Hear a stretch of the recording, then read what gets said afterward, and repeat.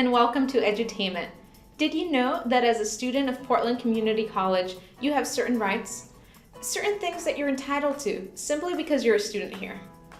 Currently, there are 5 rights listed under PCC's policy on student rights, and each one of them is set up to protect you. Students have the right to protection from improper evaluation, freedom from harassment and discrimination, access to and protection from improper disclosure of student records, rights concerning participation in co-curricular activities, and the right to orderly demonstrations. But what do these really mean? Let's take a look.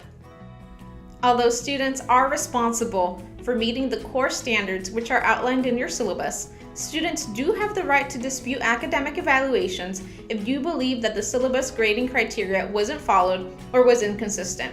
To dispute that academic evaluation, check out the grade appeals procedure. PCC does not tolerate unlawful discrimination based on any local, state, or federal protected class. If you have experienced harassment or discrimination by a PCC employee, representative, or student, report that incident at www.pcc.edu/resources/report-n-incident. Or for more information on how to report, check out our Edutainment episode on harassment and discrimination incident reporting.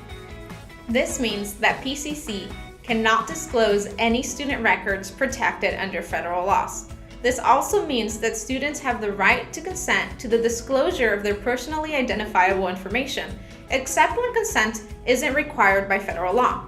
In those cases, officials have to demonstrate a legitimate educational need for requesting that information. Also, through written requests, you have the right to review your personal records and request amendments if records are inaccurate, misleading, or in violation of privacy rights. Those requests can be submitted to the Records Office. Under ASPCC Constitution and campus bylaws, forming clubs and organizations is a student right. Students have the right to form clubs and organizations and engage in fundraising activities, but these activities do need to be approved by the campus student leadership coordinator or a designee. Once your club or organization is recognized, you can hold events and invite speakers to campus, so long as that person contributes to the intellectual or cultural life of PCC and does not pose a threat or danger to the members of PCC community and facilities, or obstruct or disrupt PCC operations. To reserve the use of PCC facilities, recognized student clubs and organizations must follow regular policies and procedures. Students have the right to conduct orderly demonstrations, including picketing, distribution of leaflets, and protests and peaceful assembly.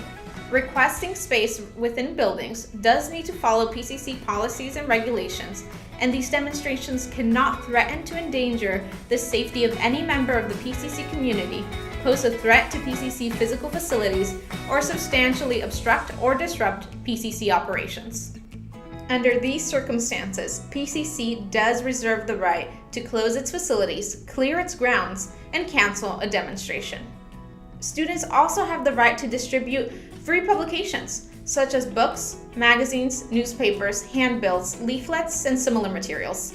If inside facilities primarily used for instructional purposes, these publications must not interfere with the work or study of a person within those areas. All handbills, leaflets, newspapers, posters, and similar materials must bear the name and address of the organization or individual distributing the materials and cannot violate any local, state, or federal laws. Well, that's all for now, but stay tuned for next week's episode.